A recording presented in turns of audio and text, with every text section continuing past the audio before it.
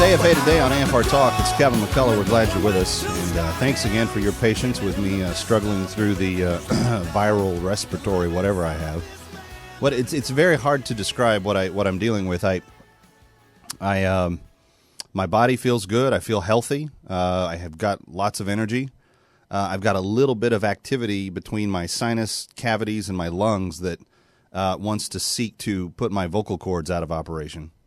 And if I breathe in too quick or get too much cold air in one fell take, then my voice cuts out temporarily, and that's what I'm struggling with today. But hey, thank you for your prayers. Praise God. I'm holding up so far. So thanks for being patient with me in that regard. We were just talking about the Supreme Court rejecting the Ninth Circuit Court, or rejecting the appeal that would be coming out of the Ninth Circuit Court from the supporters of an Arizona law that said they could ban abortion at 20 weeks in their state, one of the stricter laws that is on the books. The Supreme Court saying, nope, not going to take the case. That, in essence, lets the Ninth Circuit's decision stand in place. And so for now, Arizona will not be allowed to ban abortions at that rate. It's a very important issue. But I want to talk about a different issue for this final portion of the broadcast today. Kevin McCullough, glad you're here. Jake Tapper, who formerly was at ABC News, and then he moved over to CNN. He got an evening show on CNN, and I think he had some moderate rating success. And we were appreciative of him at ABC News because he was often the guy, particularly in the Obama White House, that asked a lot of really penetrating questions, trying to hold administration officials accountable to things they actually said and did. Imagine that. Imagine a journalist that would actually have the audacity to do that. So I kind of became a fan of Tap Tap, as he's sometimes referred to in the journalistic world. But he did something in this next interaction that you'll see and hear with Marcus Luttrell that seems to have caused a little bit of a kerfuffle. This has caused a little bit of a fluff up, and people are upset about it. And I want to know, without trying to taint your feelings towards it, what do you hear Jake Tapper say in this audio piece? I think it's close to about 2 minutes in length, but just listen to the interaction between Jake Tapper, the interviewer, and Marcus Luttrell, the person doing the response. Let's take a listen. While watching the film is, first of all, just the hopelessness of the situation, how horrific it was, and also just all that loss of life of these brave American men. And I was torn about the message of the film in the same way that I think I am about the war in Afghanistan itself.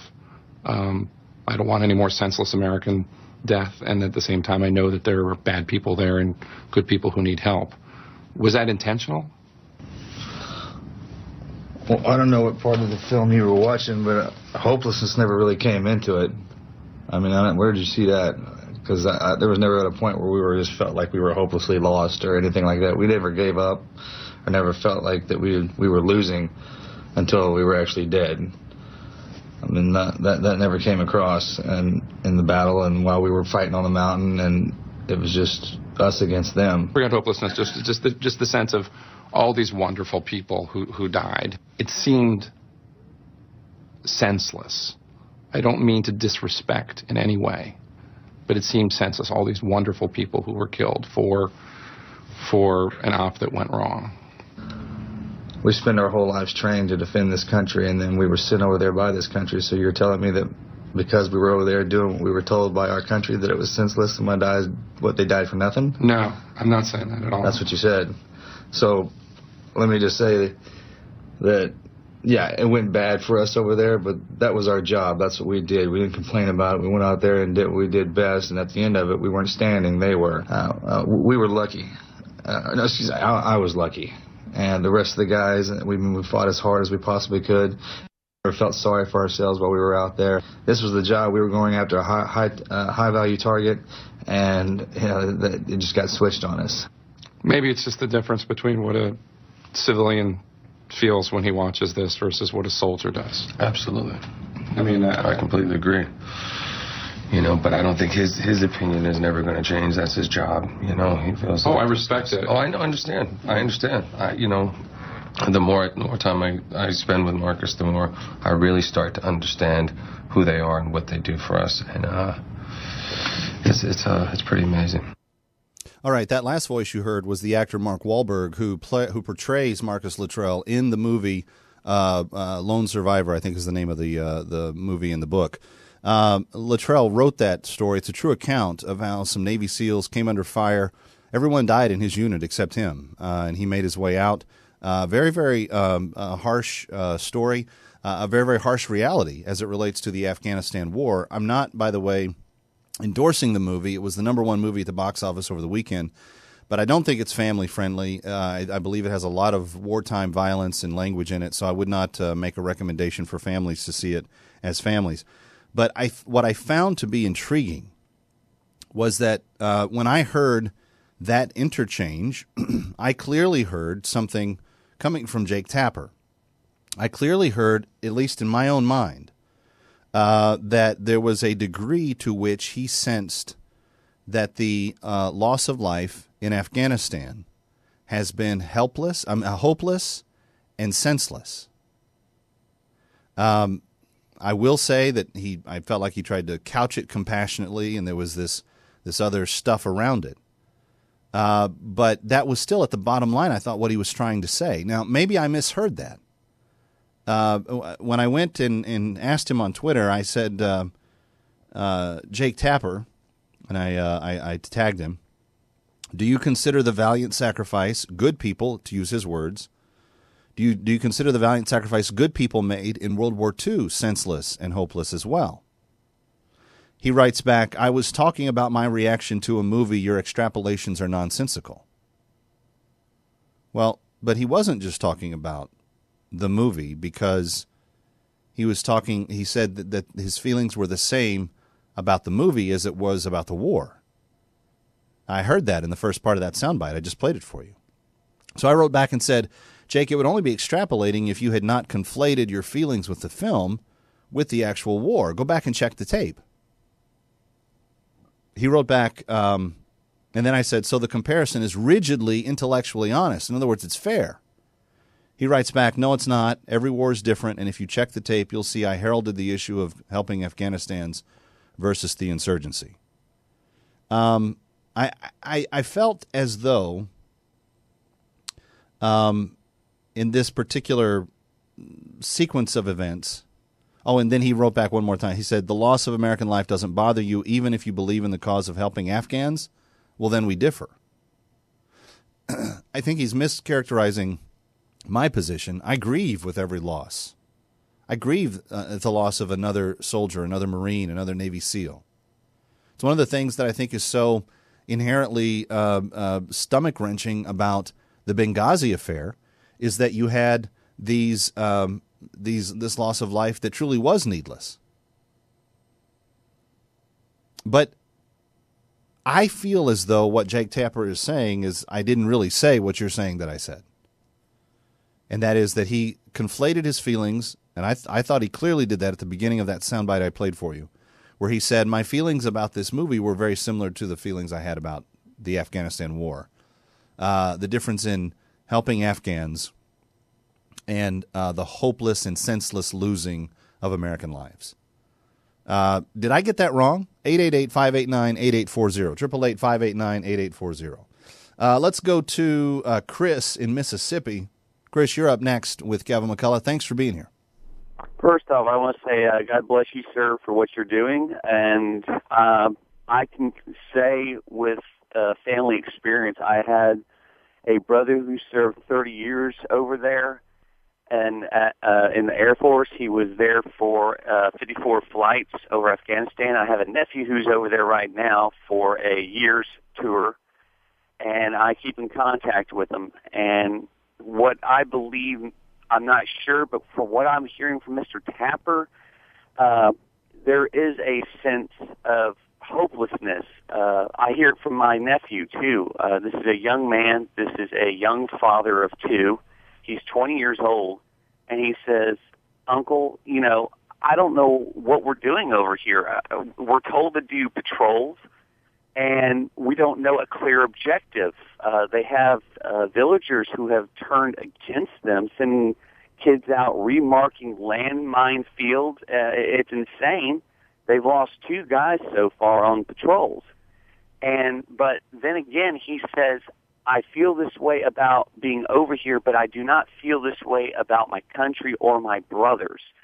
To him and to my brother both, it wasn't the fact they were over there helping Afghanistan. They were over there helping their fellow soldiers, their brothers and sisters in the armed forces. And, I mean, I can understand, but then again, I can't, because any honor, it is an honor to be military. It's something I don't know because I'm disabled myself physically from being able to do it. But, I can understand where they're coming from. I really can. All right, Joe. Thanks for the call. Let's go next to Texas, and Joe is in Texas. Hi, Joe. Welcome. You're on with Kevin McCullough. So glad you're here. Hey, Kevin. You're doing an awesome job. I went and saw the movie yesterday. I know it wasn't friendly to family, but what these guys go through, and they're fighting for a country, I mean, I couldn't see myself. I'm in the era of Vietnam, but I didn't get to make it. In '75, I graduated. What these guys go through and giving their lives for us, I mean, these people are out to kill us, and I got out of there with tears, man. I really did, and I made a prayer for those soldiers last night. Joe, let me ask you this question, because this was something that in Jake Tapper's response in that news clip, he said that he came away from the film with a very mixed message, and it was the same mixed message that he felt about the war. Did you leave the film, seeing the story of Lone Survivor personally, did you leave the film with a mixed message in your mind about the purpose of why these guys are doing what they're doing? No, I didn't. I mean, they're doing. I think they're trying to keep the war out there in their turf. I mean, I don't know. I mean, I couldn't tell you, Kevin, how I. The only thing I know is these guys are brave and honorable, and I just don't know how they do it. With having family out here in the United States, and like I said, I didn't come out with mixed feelings. I'm so sad for them that their lives were ended short. So that's my comment. Well, I appreciate your feedback. Thank you, Joe. Again, to be very clear, we're not endorsing the movie as safe for family-friendly audiences. It was the #1 movie at the box office. I don't know the rating on it. I should. I don't. But I'm pretty sure it had violence and language and some other things that would be depicted in war that we would not want to endorse in any way. But I think it's interesting that in a day and age in which saying anything good about the U.S. military is almost the death knell of something, that the voters of the theater-going audiences made this the #1 movie this last week.